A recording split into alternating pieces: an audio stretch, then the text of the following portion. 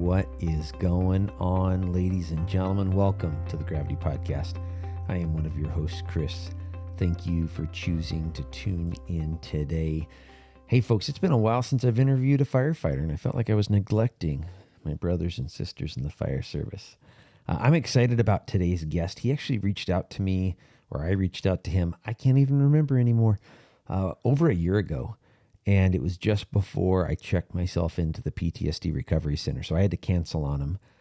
And he was just extremely gracious. He didn't know the details. He just knew I had some stuff going on. And then we circled back here recently and got it scheduled again. His name is Andrew Douglas.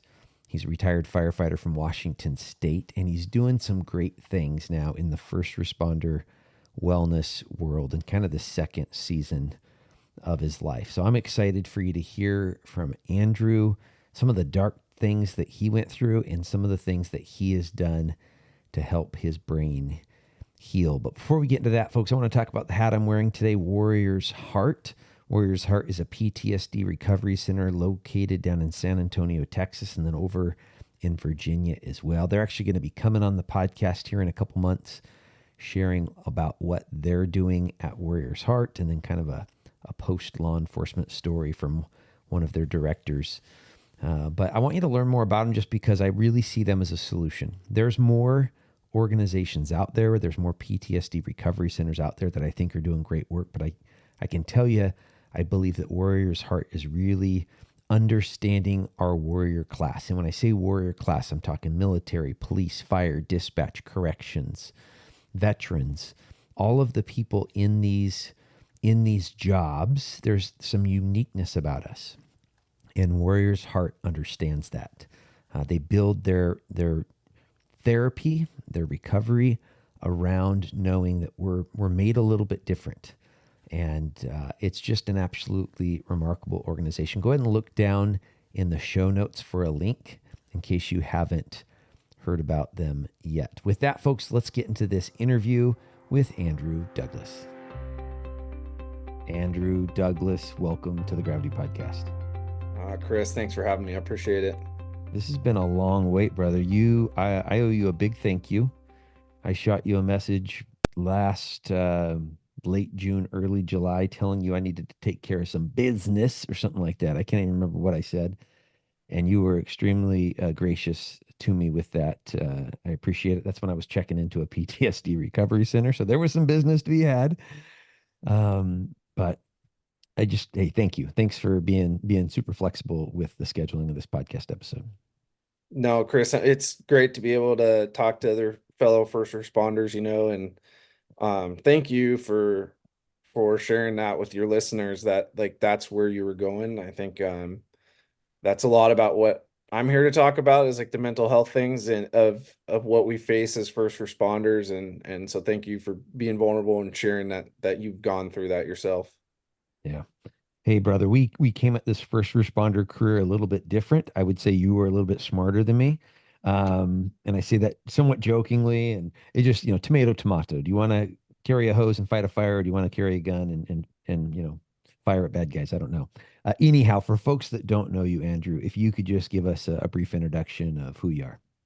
Yeah, thanks. I'll start it out with this. I do have a confession that I want to make, and I think a lot of your listeners, they'll probably reflect on what I'm saying, in that, as a previous firefighter and a paramedic, I came into the job thinking I was invincible, and I thought that people who asked for help or that were struggling mentally were weak people. Yeah. And I think a lot of your listeners probably were a part of that generation. And so for me, as going into the fire service, it's like all I ever thought I was going to be. And it was my dream, and I accomplished it. And ultimately, a career that I never thought I would leave. And so basically, I spent some time in Western Washington in various different departments, and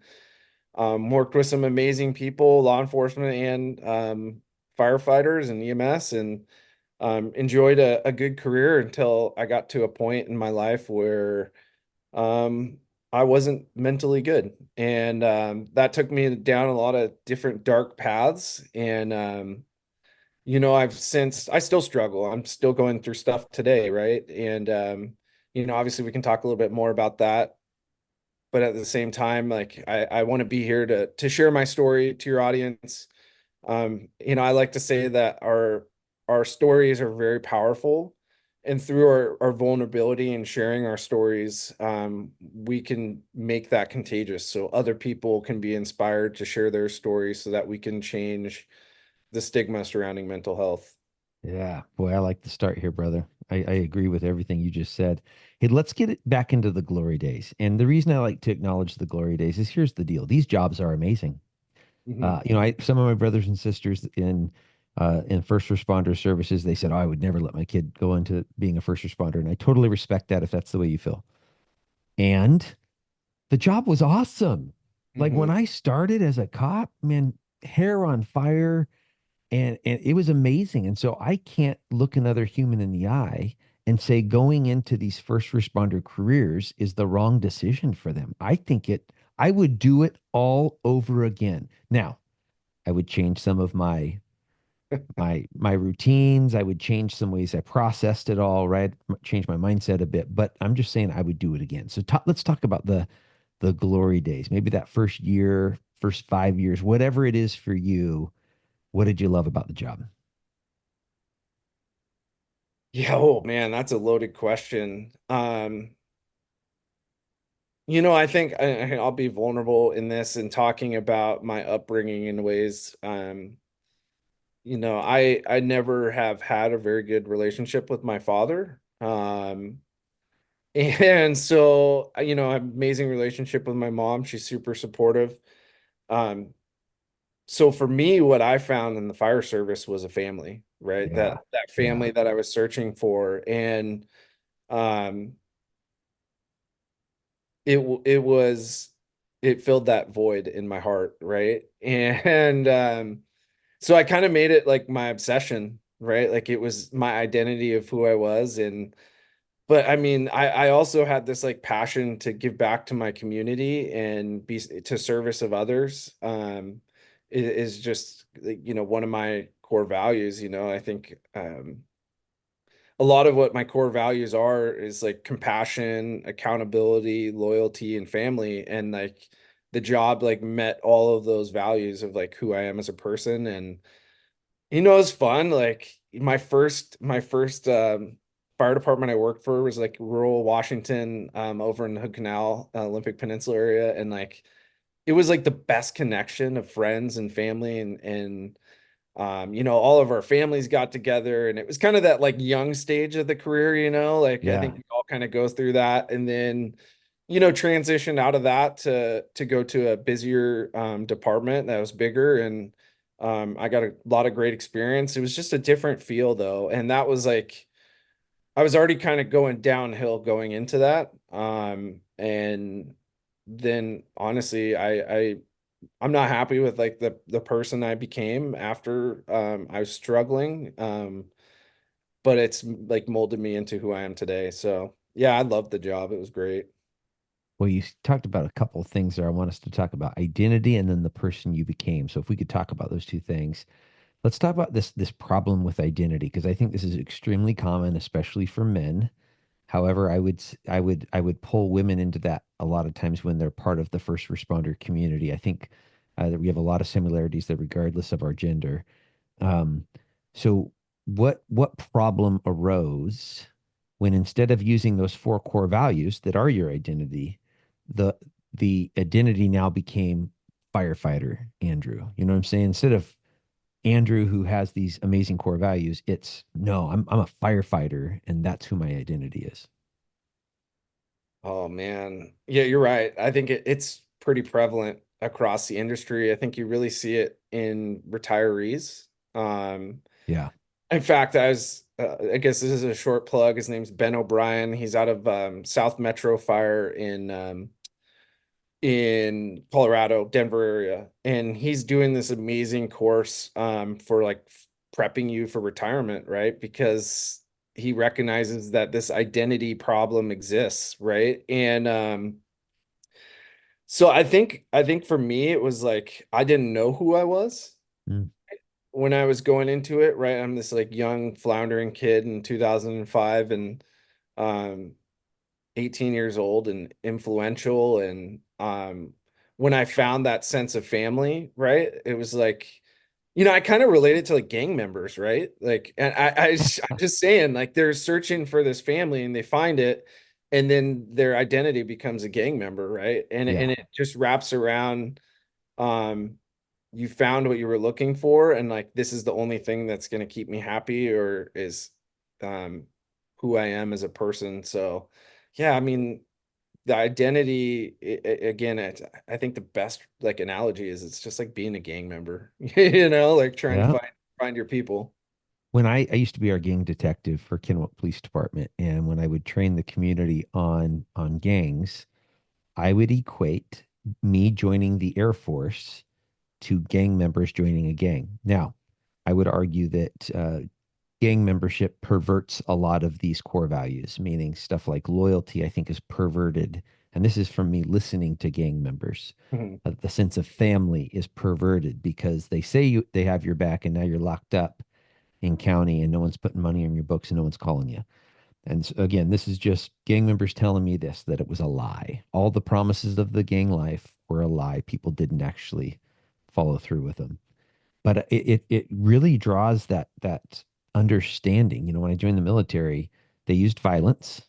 I had a Mhm. TI screaming in my face. I thought was going to hit me in the face, but he would hit the locker instead, right? So there's this inoculation to violence. This you have to earn respect. I think that was a really good way of you saying it, Andrew. That it both of those things give people purpose in life. So this might be controversial, Chris, and Let's actually be I controversial. don't really give a shit, Let's honestly. do it. Bring it. I would argue that what we're dealing with is a big lie too. Tell me Uh, more. so you talk about like the loyalty in gangs, right? And like, hey, they'll Yeah. always have your back. Well, you know what? When I was going through my shit in 2019, I had maybe one person, a handful of people that like truly had my back. Yeah. Otherwise, nobody reached out to me. I felt isolated and alone. Yeah. And part of it's my own doing, right? Like I have to fall on my own sword. Like I wasn't reaching out, but when you're in such like deep and dark places in life, like you don't want to be a burden on other people, right? But like in the fire service, like we call it like a brother and sisterhood, right? But Yeah. like it's just all false pretense. It's not actually really what's happening all the time. Like, yeah, there is a little bit of that, but like that's all surface level bullshit, right? So I challenge like that, like if we're gonna call each other brothers and sisters, like fucking mean it and Yeah. like follow through with what you say.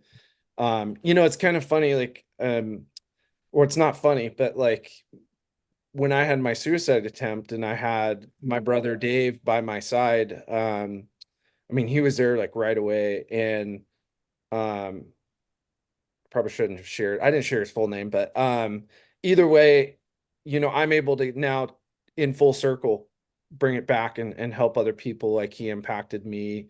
Yeah. So like I think that is true brotherhood and sisterhood of like, walking the walk and um actually like following through with what you say. And that's why I say it's kind of controversial because I call bullshit and say we're more like gang members than we are true family. But yeah. Here's the challenge, and tell me what you think of this. So when I canceled that podcast recording with you a year ago, and I checked myself into a PTSD recovery. Actually, I hadn't checked myself in yet. I was probably had about a week and a half before I checked myself in from the time that I was in a really bad spot.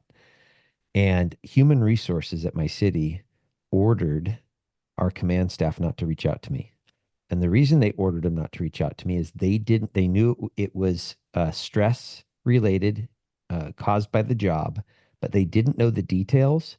And what they told command is if you reach out to him and if you're the issue, you boss, Mr. Commander or Chief, if you're the issue and you cause him to spiral, that's on us because he's already told us. Well, my chief knew I had a relationship with him. So I don't know if my chief, and I told city council about this when I retired. I've talked about this in a number of public settings.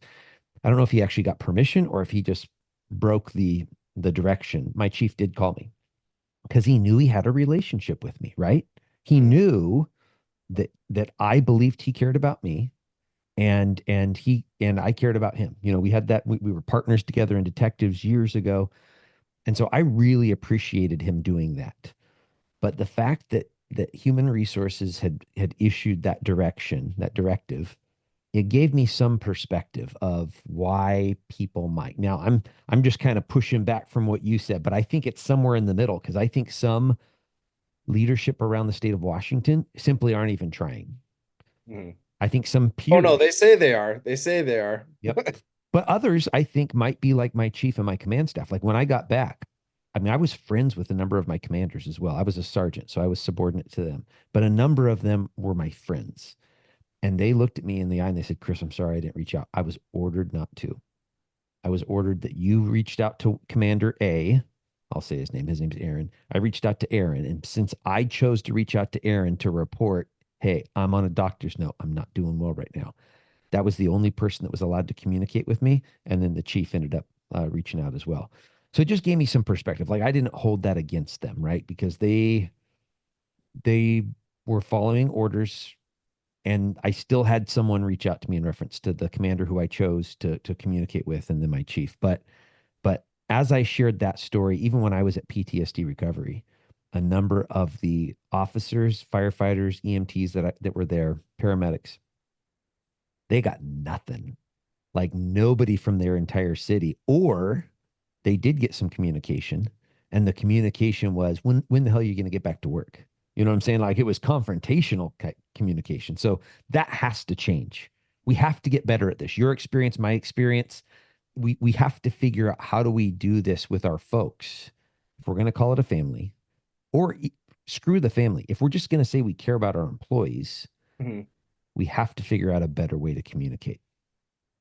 Yeah, no, I totally agree. And I'm curious, like I don't know if there was any kind of directive like that at my department, but I also think the other challenge is what do you say to this person, right? Like, yeah, they're your friends, but it's like I don't know what to do. And so what I would just like, and I think you probably relate to this. It's somebody who's like been through it. And helping people on the other side right Yeah. now. Yeah. You don't need, we're problem solvers as law enforcement, fire department, EMS, dispatchers, right? Like we're problem solvers at the heart of what we do. You don't need to solve that individual's problem. They don't need that because the reality is of healing, nothing external, no therapist you go to, no psychedelic retreat. We can get into that if you want. That I did. That is not going to heal you. You're healed within, right? You literally have to heal yourself. These external things just help you do it, right? Yes, I Give you the agree. right tools. Yep. So what that person really needs is somebody that is empathetic, that can listen and say, "Hey, Chris, like thank you for reaching out to me, like, and trusting me. I'm here for you. Like, how can I support you? Like, just Exactly something what my is, chief said. yep, that is exactly how you should approach it, Yep. right? And you don't need to solve their problems or tell, I had like one of my best friends, unfortunately, we kind of had like a falling out and it's my own doing, and I have to own that. Um, like he always wanted to solve my problems, and he wondered why I didn't turn to him when I was struggling after my divorce, and like why I was talking to some other people that he found out about. And it's like, dude, I love you. You're my best friend. But every time I tried to talk to you about my problems, it was always like, here's a solution. You need to be doing this. You need to be doing that. And it's like, that's not what I need. I just need somebody to listen to me. Yes. So, yeah. Yeah. My chief called me from his personal phone on my personal phone. He introduced himself by his first name, Chris, and pretty much his message was, I care about you as a man. Do whatever you need to do to heal. And I didn't need, legally speaking, but I needed his support and my wife's support. Once I had both their support, I checked into recovery center. I may have done it without his support, but him saying, do whatever you need to do. Take your time, do whatever you need to do. And then he followed up with, I hope you come back. I want you on our team still. And if you can't come back, I'm going to celebrate you when you leave. So I just felt this complete support. Like That's amazing. there was no pressure. Right. And so it was a short conversation. I didn't want to explain all the details to him. Right. So like, I didn't want him to listen in that regard, but Yeah. just this full permission. Cause like you said, there's a lot of tools out there to help us. And we need to take the time to figure out what it is that's going to be that right recipe. For me, it was checking into a PTSD recovery center. For other people, it's intensive outpatient therapy. For others, it's going to some psychedelic retreat and different things. So, hey, let's get into if you could. You said before that you didn't like what you became. What did that look like? Um, well, first off, I didn't even know who I was, honestly. Yeah, Um, I had to get into like my deepest, darkest places to like really figure out who I was and like what made me tick. And I um I wasn't sorry, I might get emotional. I wasn't the father I wanted to be. Um and I wasn't a very good husband either. I definitely I hate looking back and like saying, "Oh, I should have done this or I should have done that." I don't think that's a healthy aspect of looking at things. Like it's like who I'm right now and today. And I just made a lot of poor choices. Coping with alcohol yeah, um was a big problem for me. Um and I think it's a problem in both of our our lines of work, right? Like we're totally. like, shitty day, let's go have a beer. Yep. Um, so and so's birthday, let's go drink beer. Oh, let's go, paint that our buddy's house. Oh, you got to pay us in beer and food. Yeah. Like, so it's like everything revolved around drinking. And um it it brought out a side of me that I wasn't proud of. And I had to get to losing everything, including my family. Thank God I have them half the time now after or going through a divorce. And I had to lose it all to really find out like who I was as a person and who I am as a person, I should say. Yeah. And giving up drinking was probably the best decision I've ever made. Like a lot of that revolved around my like psychedelic retreat I did, of like actually figuring out like the root cause of why I was drinking. Uh, Yes.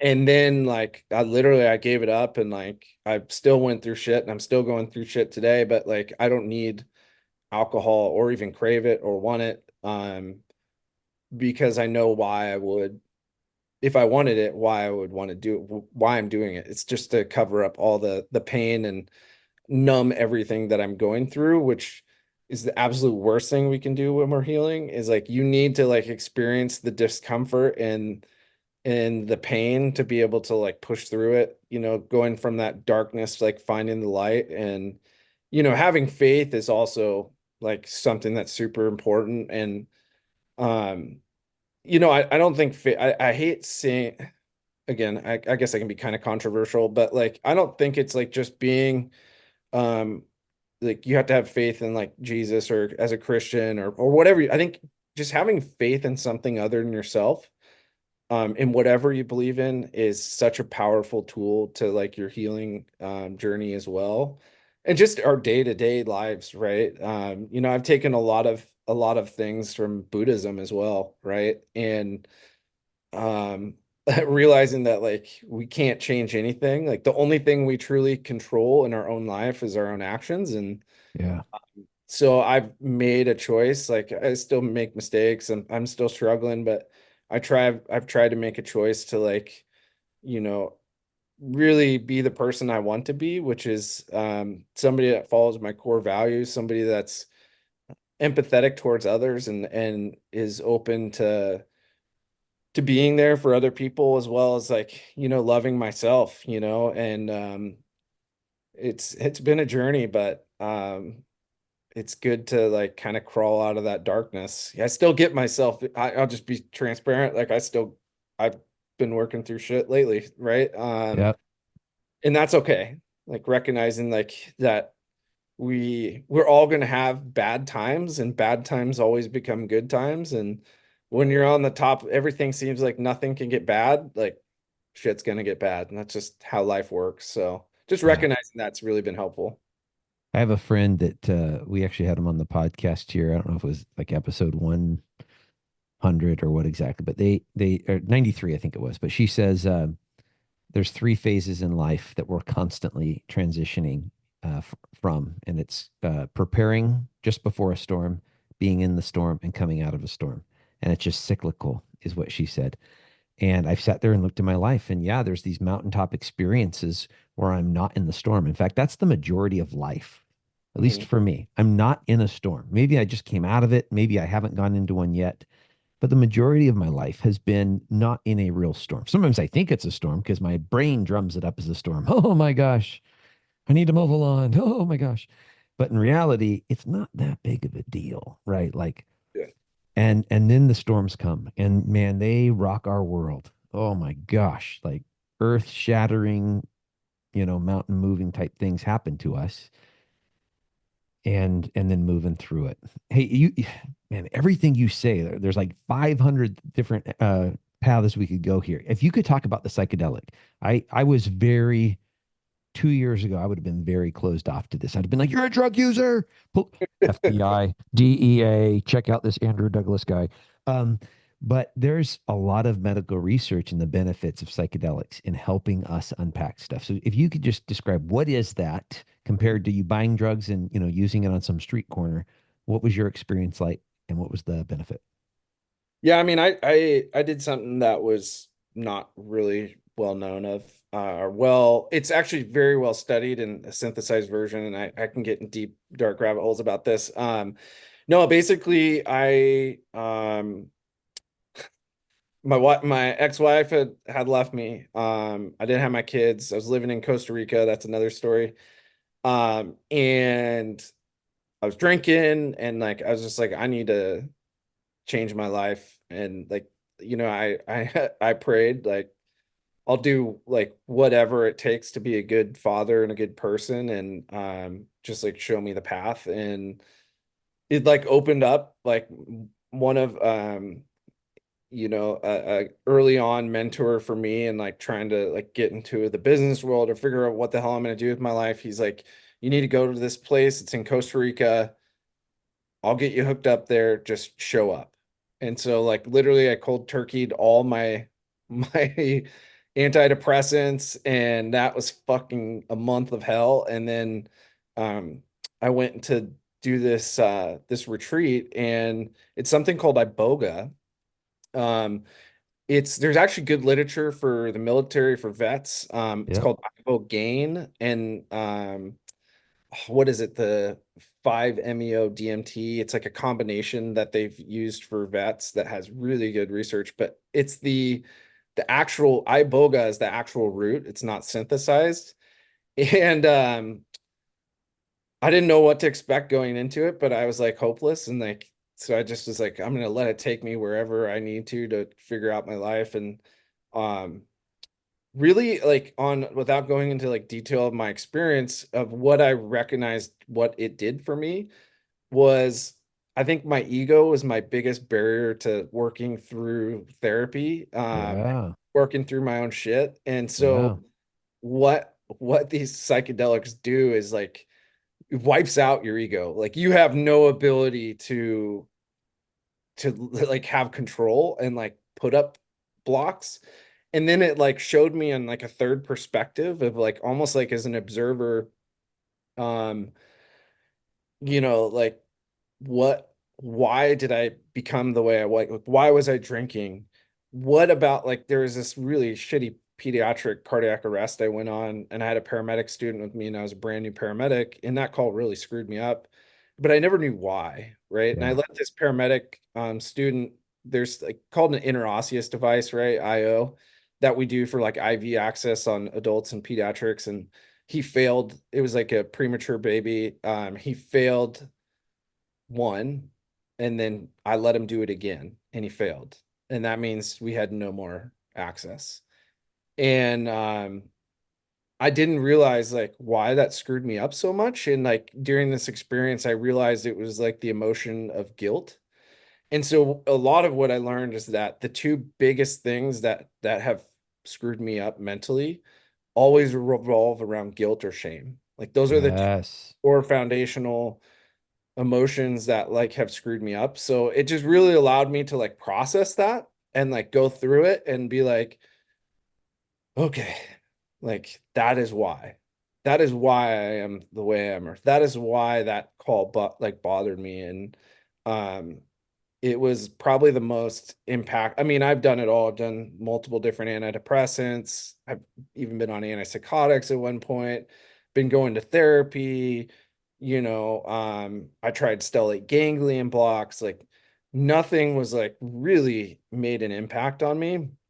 And like this is like the one thing that like truly um changed my life. Like I've had lower back pain for 10 plus years going into that, and like it's gone. Wow. You got to be kidding me. No, so again, it's like woo-woo shit, right? Like who knows? But there's a book that's called like, is it How the Body Keeps a Score? But it's Yeah. about basically how we store emotions like with our somatic nervous system. And like it was almost like I purged that out, right? And Wow. obviously this isn't a controlled setting, right? Like it's not like you're like, oh, I'm gonna go get like it's literally like a week of therapy that like you're not doing psychedelics every day. It's like therapeutic things and self-care and yoga and meditation and like all this stuff. Like so it's like a whole process, right? It's not like just going in there and like, oh, let's see where it takes you. Like there's actual intent behind it. You're in a controlled, safe setting where there's people that can make sure that you're safe while you're going through it, because it was like 20 hours of like intenseness. And yeah, man, it totally changed my life. Wow, that's just a great testimonial. Because I've heard really good things about the stellate ganglion block as well, but hearing what the psychedelics, just how it freed you both from the sounds like the mental burden, but then the physical aspect too. Because you're right, the body keeps the score is a great book that tells us how our body stores all that stuff up, and it can open our eyes. But hearing someone like you share how a body symptom was relieved through this is pretty powerful, brother. Well, and I mean, like I said, I kind of went through some shit as a kid too. There's actually good literature that states that most first responders have gone through childhood trauma, right? Which is you become this like I'm not worthy person that self-sacrifices for other people. And I had also carried like this pain in the center of my chest, like since I can forever remember. And I didn't realize it was there until afterwards. Hmm. That was another thing that went away for me, that like I get it every once in a while now still, but I like know what that is, like why I'm feeling that way, because I've like really learned to like connect with my body and like different like sensations and feelings of my body is like, oh, I'm just anxious, or this is fear, or this is shame or guilt. Like I've learned to like really notice things in my body. And I mean it, yeah, I can't, obviously you need to do what's best for you, and like there's a lot of potential medical complications and things you need to rule out and you need to go through professional. But like I was at a point of like desperation, um and for me it was impactful. So once you recognize that either one, something showing up in your body is shame or guilt, or a line of thinking is shame or guilt, because you're right, we all have stuff going on. That's not going to go away in this human experience. Mhm. Even if you're on a mountaintop right now, eventually you're going to go through another valley. So when you realize, hey, this is shame or guilt showing up, what do you do with that? Yeah, no, that's a really good question. I think it's when we put up barriers, right, that we can't do anything about it. So really what I do is I like literally just focus all my attention on that like one spot in my body that I'm feeling it, and I just like feel it literally. I know it sounds weird, but like just like go through it. And sometimes like with that you'll have like especially around guilt and shame, you'll have these like stories that you make up in your head, or so I do something called like thought labeling, right, where I'm like, oh, I'm just telling myself a story, or I'll like meditate on it, right? Like I believe in meditation. The power of meditation is similar to the power of prayer. And it's that like you have these like conscious thoughts that come through your head and you like recognize them of like, hey, shame, there you are. And you just like a cloud, let it like just blow by. Just recognize that it's there. Like you don't have to Yeah. think about it or question it. Just be like, oh, hey, shame, like there you are. Or hey, story, here you are in my head. Like, thank you for being there, but like get the fuck out. You know, like pass Yeah. by. And so that's like very helpful for me. That helped me too when I was at a recovery center. Some of the terminology for it and the modality we were using is different, but it was the same thing. I think in the past, what I would do is I would try to turn away from these unpleasant thoughts or sensations. You know, Mhm. don't see it. You know, hear no evil, see no evil. If you don't see it, it's not there. But in reality, it's like a big fat purple elephant. If I tell you not think about a big fat purple elephant, that's all you can think about now is a big fat purple elephant, right? It's like, oh my Yeah. gosh, I can't get that out of my mind. But when you turn towards it and you acknowledge it, when I first checked into the PTSD recovery center, I got this intense eye twitch. Like it was just like didn't have it before, but now I had it, and it was like nonstop. And I don't know if other Yeah. people could actually see it but I mean, it was like, and I turned towards it and acknowledged it. Hey, what's up? And it went away. Dude, that's crazy. Right? You turn towards it instead of, oh, don't think about it. No, just turn towards it, like you said, and feel it. Sit in it for a little bit. Yeah. Right? And if you're a person of faith, maybe you can pray, you know, God help this go away. If you aren't, like you said, or even if you are a person of faith, I think this is effective whether you are or not. Looking at it and watching it just drift by, like I see you, I acknowledge you, peace out, is super effective. At least it was for me. No, it still is today. Like, you know, I fail all the time. Like I don't want to like sit here and like act like I'm some like fucking badass who like can handle all my own shit nowadays and like I fail all the time and like you know, I believe in failing forward in Yeah. that like failure is okay. Failure doesn't scare me.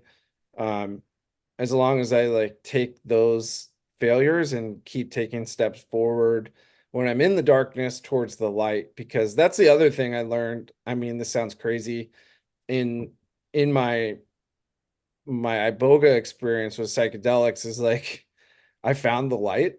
And like what that is like how interconnected we are as human beings and like how like it really interesting when I lived in Costa Rica, we had an opportunity to go to Tikal, Guatemala, which is a ancient Mayan ruins. And you know, I spoke Spanish and like so we had an opportunity to speak with like locals and like the gentleman I was talking to was explaining to me like what God is in the Mayan culture, which is everything, right? It's the light, it's the trees, it's everything. It's me and you and like that like was totally another life-changing thing for me of like realizing that like yeah, we can all get in these dark places, but like there is light out there and a better way forward. You just got to keep taking small steps to get to that light. Wow. What an experience. There's so many different ways we could go here, brother. You talked about your attempt at suicide. Can you talk about that a little bit more for the listeners? Yeah, I mean, I've had one that I'm pretty open about, and then I've had another that um I haven't really shared much about. But yeah, I mean, I basically like I remember my first one was and I don't want to sensationalize this in any way, but like we were at like a fantasy football draft. We were all drinking, right? And I'd been like struggling. I didn't know I had PTSD prior to this. Like I was struggling with sleep. I was having flashbacks. I was avoiding places, like all these things. I didn't know what was going on with me. I knew something was wrong. But like inside, I'm like, how does nobody notice this? Nobody sees me. Nobody hears me, right? Like even though I'm not expressing it to other people, I just felt like so alone and like you know, I'm at this draft and like one of my buddies is like, what the fuck's your problem, dude? You're such a piece of shit and blah blah blah blah. You know what I mean? Like he's like, you're being an asshole. And I'm like, fuck it. Nobody sees this. I'm just done. Like, fuck this. I can't like experience this. And um so yeah, then I went home and like early and like by an act of God, like somehow my ex-wife at the time like heard me come home in the middle of the night and like I kept my ammo and shit separate and she came out like before I was like loading it and like got a gun away from me and and it was uh it was a really selfish moment of me and it was hard and I'm lucky that I had people that cared about me and got me the help I needed um and I thought that would never happen again, right? And then um I guess I can share a little bit about the story that like when my ex left me, like I was at this point again where I was already struggling and I'd like just ran over and killed my dog 2 weeks before and like I am like losing my kids, like she's taking them away from me and so yeah, I went on this like crazy psychotic trip, I guess you could say, and like purposely like overdosed over the counter. I mean, in Central America, you can get narcotics over the counter. Used to be a paramedic. I knew exactly how much I needed to take. And again, it was another act of God moment where like, how did these people find, I mean, I was unconscious. Like how did these people find me? um and find out about like where I was. I mean, I didn't tell anybody exactly where I was at. Like, um, so yeah, it was a couple definitive moments in my life. That the thing with suicide is it is selfish, right? Like it is selfish in a way in that you know, we don't realize like how many people we're gonna impact. And I heard a lot of people, right, when they found out about that and in seeking help and like saying like, I'm done and you know what I mean? Like I hurt a lot of people and those are the things we don't think about with suicide and it just all comes down to like, we just need that one person that like believes in us that like we can go to and say like, hey, I am feeling like I want to die or I don't have a plan, but like, man, it would be great if I just got hit by like I used to fantasize when I was on the job that I would get like hit by a semi truck on the freeway or I'd get shot or something would happen to me so that I could die in the line of duty and it would be like this, oh, it's great versus like if I end up killing myself, then everybody's gonna be like, oh, everybody's gonna just sweep it under the rug. And so suicide's one of those things where it's like we just need that one person we can go to and that's why I believe in peer support. Like I'm a huge proponent of peer support. um the first step in getting help is to say you have a problem Yeah. and having that person that can say, hey Chris, like I'm here for you, dude, you're not alone, like let's get you some help and just having that person that can be present for you in those moments. And so that's why I don't know. I just think peer support is the way forward. It's that perfect bridge to getting people help um with a higher level of care. Yeah. Well, first of all, Andrew, thanks for having the courage to share that, especially a new piece of your story, because that's not easy. Because you caught yourself there. And I don't know if this is what you were going to say, but it sounded like you were going to say you're a pussy. And that's a narrative that runs through my head. I think Mhm. that's a narrative that's very common for us as guys. Stop being a pussy. Man up. Like you need to be tough. Why are you being a loser? You're a failure. Here's my narrative. I'm a failure as a dad. I'm a failure as a husband. I'm a failure as a cop. You just keep filling in the gaps. I got a lot of them. In fact, I think I have a notebook full of them over here in this closet to my side. And so rewriting that narrative, I'd even push back, brother, on the selfish piece. I get where you're going with it. And I also know from my friends and myself, the thought of suicide or the steps towards suicide, you are not, you're not operating with your full prefrontal cortex in those moments. Oh, for sure. We are injured. We are hurting. Having the courage to say that is really tough. And if you don't have it in a moment, that's okay too. Mhm. And you sharing your story right now, Andrew, someone's going to hear this.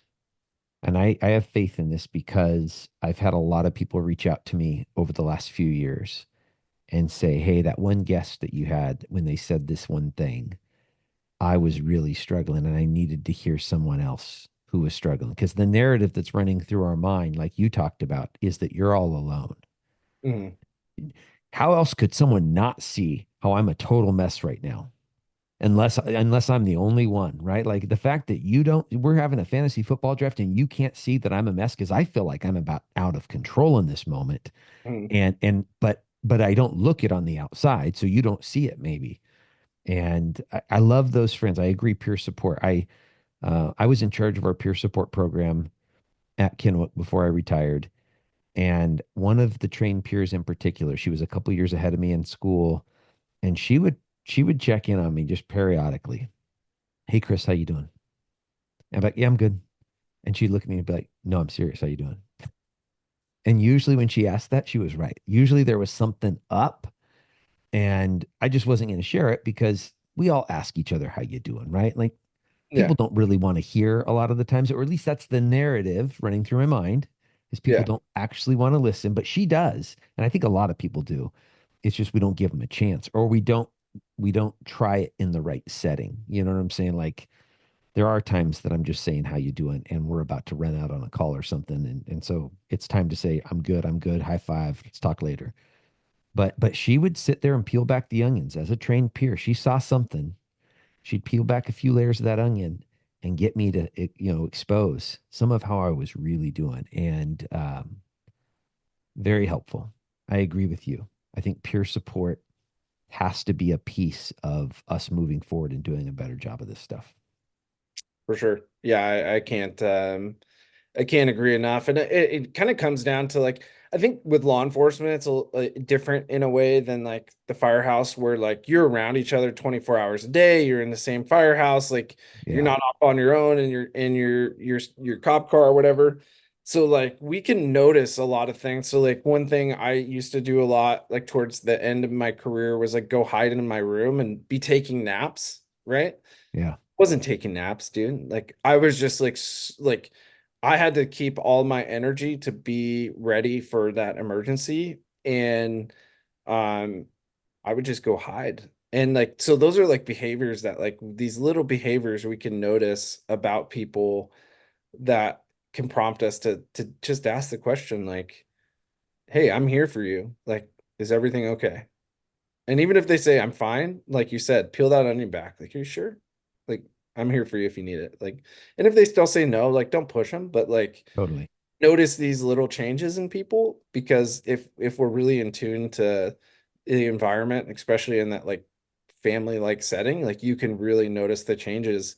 And I think that's where it's like also like on the spouses, right? I look at what I put my ex through, which is it is what it is. Like I can't change it. Like I did what I did, and I definitely have regrets. Like moving forward, I would definitely change things about myself. But like she noticed a lot of changes early on, right? Like that's Yeah. why like it's almost like, and I hate to put this on our spouses because they need support too. But like, I mean, how can we get proactive with spouses? Like, hey, maybe check on Andrew, see how he's doing. Like would that help? I don't know. Maybe it would.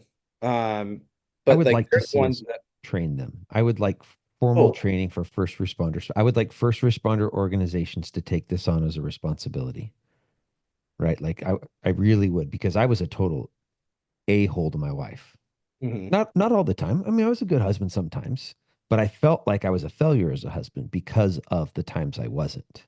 mhm, And because of me abusing alcohol. And because when she did muster up the courage to say, hey, should you give your alcohol a break? My response to her was, do you want to be my wife or do you want to be my mama? Right? Like she mhm, did not feel like she could tell me that stuff. And I don't know what training could have helped. I don't know the exact answer for that other than some of what we're doing now. Just like we're doing this podcast, just like we're providing this type of training to first responders saying, hey, here's the warning signs. When you see a change in your partners, check in with them. I would like to see us providing spouses, significant others with that same type of training and some resources to turn to when your first responder spouse is starting to change. Yeah, and I think there's solutions to that. I think even creating your own like spouse peer support team, Yeah, right, for each other, right? totally. You talk about some of the most underserved people in the first responder community. I would say it's dispatchers Yeah, and it's correctional officers and it's family, yeah, right? Like these are the three most or at least with my experience, like from talking with people about like this kind of stuff, is that like these are way underserved communities that we could be doing better, right? They need I just as agree. much support as me and you. And like you said, I think it's up to the agencies to like step up and realize that like, they're offering EAPs, which don't even get me started on that. They're garbage. Their spouses have free access to these EAPs, right? Which is great, but like it's not solving the problem. It's not like giving them extra support that they need. I just think we can do better, Chris. Yeah, I think we can too. And I used to rip on EAP, and then I had one of our cops that's what he used. Instead, we had peer support. We had other resources. He used EAP. So that's where I went, you know what? If they already offer it, awesome. Here's there's EAP. Here's peer support. And then I like offering a bunch of other things too, because for everybody, it's just going to be something for whatever reason. I've had people who have established peer support teams at their organization reach out to me. And I'm like, do you not trust your or do you not trust your peer support? No, I trust them. I just want another degree of separation. Totally get it, right? Like especially now, I'm a retired guy now. Mhm. And so you have a number of degrees of separation. And so I get it, just because it's a pretty vulnerable spot to be. Once you get to the spot of, I'm going to trust another human being, that I got some pretty dark thoughts going through my mind, or I'm riddled with anxiety, or whatever it is you got going on. Once you get to the spot of, I'm actually going to trust someone, I'm going to tell someone, that's extremely vulnerable. And so, regardless of who you pick, I'm cool with whatever. Just pick a resource and start talking about it. Don't be alone, because man, that's where darkness it festers in darkness. Once we put some light on it and start telling other people that are trusted, then that's where healing really starts, I think. Yeah, and I think you were right. Like I've had my experience with the AP that was horrible. So I have a a bit of a bias, I guess you could say. At the same time, like you're saying, like you need all these different safety nets, right? Like because mental health is so individualized and complex in that we need to have multiple different avenues and channels for people to get help. And um by having these safety nets, there's no one catch all. Like it's just not realistic. Totally. So, that's why I challenge like agencies, like, how many safety nets do you have in place? Oh, we got an EAP. Well, that's not a safety net. Like I that's agree. one catch all. Like, sure, Yeah. that's great, but what else are you doing? Yeah. Are you trying to get upstream and teaching resiliency and preventative Yes. stuff like to I've met some agencies that like are in academy, right? Suffolk County, New York does this like in their academy, like it's like a full week of like, resiliency, meditation, like different like signs and symptoms that you can, like they're really making it a priority. And it's like it's great to see things like that. But then you get the other end of it where it's like, oh yeah, we just have an EAP. And it's like you're not doing enough. Yeah. Like, but then at the same time, I don't want to call out an agency, but maybe the story will tell itself, but like they spent like $750,000 on a driver simulator training that like doesn't even work. And that same agency will not pay like 8,000-ish dollars to get a peer support team trained. Yeah. Like or provide anything other than EAP. Yeah. Right. but we're spending 750,000 on something that like on driver training. Well, I would argue like out of British Columbia, shout out Steve Farina and the British Columbia professional firefighters, like they've gotten the data off of how much a PTSD claim costs. It's very expensive, Yes. right? So if we can get preventative and upstream and prevent this, we're actually saving agencies and the state money in the long run. Yeah. But we're so reactionary that we're just not doing enough in the preventative and resiliency. I mean, there's people doing good things, but we're just not there yet. Yeah. Yeah. I don't think it's organized yet. There's a number of good things out there, and we need to continue this conversation as a first responder community to get to a better spot. Hey, Andrew, you offer a resource, and I know you said you don't even care if we got to this piece, but I think it's important because this is part of why I ask people to come on the podcast is the more resources we talk about everything from psychedelic therapy to what your company Siento is offering. I think it's good for our bigger community across the country and countries with Canada included to figuring out what the right mix is for their organization, for their folks. So if you could just talk about Siento, what is it and how is it helping with this problem? Yeah, I mean, honestly, and just to be honest, like I've had to take a step back for a bit, like with my own mental health to like deal with some stuff. And so I'm really blessed to have, a dedicated team of people that have like continued this vision that I had in the beginning. And it's all about it doubles down on peer support, right? In recognizing um the inefficiencies that teams have and you talk about the difficulty and how people reach out to you outside of their peer support team. So the idea behind it is that that there is a platform, another safety network that helps peer support teams accomplish their mission through multiple different channels and automating processes and helping them do their job. But then, getting the people that are on the line, they don't need a bunch of like videos and training. Like, come on, we all deal with like a bunch of training. Like, are we really going to use this platform for that? Like, no, but like we can make it super intuitive and easy for you to be able to ask for help inside your agency or outside of your agency and get the mental health resources you need. So yeah, my team's done a great job and we're expanding across like the US and potentially here in Canada soon, which is pretty awesome. And I'm just proud of my team for keeping it going as I'm, working through my stuff. And hopefully one day I can get back at it full time. But yeah, no, it's a really cool product and I'm excited. I think like we're going to have another version come out this fall. So, I love it. And I'm looking at the website, siento.io. oh, don't judge it.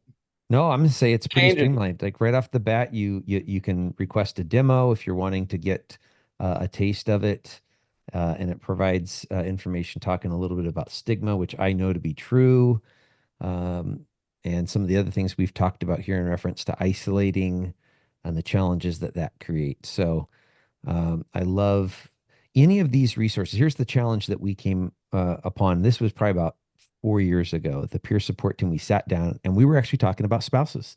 We're like, how do we get this resource into the officers? And we were talking from the police perspective at the time, into the officers' hands at 2 o'clock in the morning. Because here's the deal: Monday through Friday, lots of resources available. Mhm. 2 o'clock in the morning, you're half of a bottle of gin down, and you're in a dark spot. How do we get it into that person's hands? How do we get it into their spouse's hands? And literally at the time, we were talking about coming up with magnets. Great 1995 technology here. We were talking about coming up with magnets, and that way they had the phone numbers of all the peer support team members, personal phone numbers. That way it was another degree of separation. And we didn't pull the trigger on that. And I'm glad we didn't because there's just better ways. There's better ways to get tools into the hands of our community. So is Siento something that would be available to family members as well, or would it just be for the first responder community? Yeah, so we believe in like a holistic approach, right? Where we have the initial responders that are struggling, but we need to have access to family members as well. That won't be until probably later in the year. Um, and then like probably the most underserved bunch is like retirees. Yeah. Um, a, a good friend I've made out of Chicago PD. Her name is Liz Pohl. Go look her up. She's doing some amazing things with a nonprofit. Um, she also does a lot with like retirements and suicide and like how high the rates are and how underreported they are because we talk about that identity, right? And how these people leave their career that's who they are and then they're like, what's my purpose now in life, Yeah. so yeah, we want to take care of all three and that's the goal moving forward. I love it. Brother, you've talked about you're working through some things. I'm working through some things as well. Uh, Maybe we popcorn back and forth. What are some things that you do? You can call them protocols, disciplines, habits. What are some things you're doing right now to take care of the day to day, to take care of you so that you continue in a healthy trajectory? Yeah, no, that's a good question. I think the best advice I can give is like every morning, I take care of three things like before I start my day. And I'm not every day I don't do this, right? Like I have my days there I'm like tired or whatever, but like Totally. I try to always take care of my mind, my body, and my spirit. And so when I say that, the tools that I use is like meditation. I do a lot of meditation um, which kind of kills two birds with one stone because you can pair meditation with prayer. So you're taking care of your mind, you're calming your mind first thing in the morning. Yeah. You're showing gratitude. Like every morning I wake up, I like thank God for another day on this earth. And gratitude can help us go a long ways. And then the other thing is just to do something physical in the morning, whether that be like working out or even just cranking out some push-ups or, just like Yes. basic things to like get our bodies going to start the day. Like I would say that is like the best advice I've gotten and it's really been impactful for me. But again, I don't want to sit here and act like I'm like some you know, perfect person that does this all the time. Again, I fail all the time and that's okay. Like just Yeah. recognizing that like don't be hard on yourself, like be compassionate towards yourself and other people and one lesson that was also difficult for me to learn is how to love myself. Yes.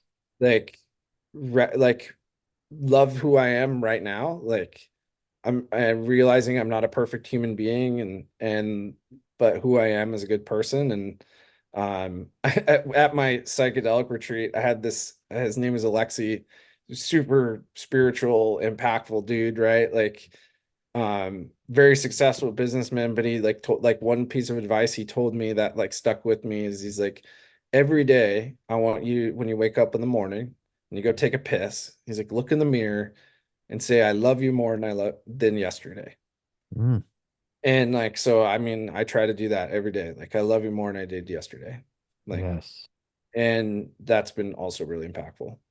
I love it. Brother, much of what you said is part of my morning routine. The only two specifics I'll change is before I drink any coffee, I put down 16 ounces of water Ooh. and then I try to make my bed every single day. Ooh, that's And a that really good one. that came from the book. I think it was Admiral William McRaven, Make Your Bed, and he writes the book about what he learned at Buds, and that has carried him through life. And I'll tell you what, I spend some time out here, like you said, in meditation and prayer. I read some scriptures. I drink that water. Then I start letting myself have some coffee. And then when it's time to start the day, I get up, I go in my room, and I make my bed. After Good that, I start doing other things. Like if I need to shave, I shave. I don't shave everything clearly from the for- for the listeners that are only listening, watch the YouTube version as well, and you'll see the beautiful beard. But yeah, I make my bed every day, and his argument for it was, at the end of the day, you accomplished at least one task, Yep. and more likely than not, it was a snowball. So you accomplished a lot more tasks. But if the entire rest of the day is a fail, and you come back to your bed, you accomplished something today. You made your bed, and so that is something that stuck with me. It's funny the things that stick with you and the things that don't. That's one that has stuck with me since I read that book. Is I make my bed every day. So Yeah, I'm looking forward to the day I can have a bed again. I am fortunately in my situation with divorce and everything. I'm starting over, so I don't have a bed to make. I have a couch to sleep on. So Make your couch, brother. Make your couch. Fold that blanket up, that's right. stack it on the end, along with a pillow. It makes me think of like military basic training, Yeah. and make it great, you know. Hey, Andrew, for the folks that hadn't heard your voice before, what are ways that people can connect with you? Maybe they have some questions or they just want to follow what you're doing. Yeah, so I'm pretty active on like LinkedIn. Obviously, that's where we found each other. It's a great place to network and meet amazing people that are doing things. So I'm on LinkedIn. You can shoot me an email, Andrew at Siento, Siento.io. And for anybody listening, like, if you ever need somebody just to be there and be present and who understands what you're going through, like I'm always open to listen. I love it, brother. Well, for the listeners, I'm going to make it really easy. Both Andrew's LinkedIn profile and his email address are going to be down in the show notes. Andrew, time is my greatest commodity. I can't make more of this stuff, and you've given me an awful lot of yours. Thank you, brother. No, thank you so much. Have a great day. Bye. Wow, folks, I am just constantly amazed with the honor I get to interview people. The fact that Andrew, someone I don't know very well, we've had a few messages back and forth on LinkedIn, comes on this podcast to talk to you folks and shares just some absolutely intimate details about the tough roller coaster of this first responder profession that he served in, and the consequence that it's had on his life. I loved how he continued to own his own decisions. He's like, hey, I had a role in this. This was partially or all my fault at different times. And I just see that as really a breath of fresh air when we own our stuff, where we love ourselves, right? We recognize, you know what? I need to stop being so hard on myself. And I just heard that coming out in the interview. Hey, folks, Jaimie and I want to hear from you. How are we doing here on the podcast? There's a few different ways for you to communicate back to us. First and foremost, please follow us on whatever podcast platform you're listening on. That will cause the next episode to come up in your dashboard. You can also rate and review us. If you're listening on Apple or Spotify, there's 5 stars waiting on the main page. We'd really appreciate a 5-star rating if we've earned all 5 of your stars. If we haven't, keep your stars. Shoot us an email at chris@gravityct.com. Let us know how to make it better, future Marriage Monday topics, or guests for me to interview. Folks, we only get to live this life once.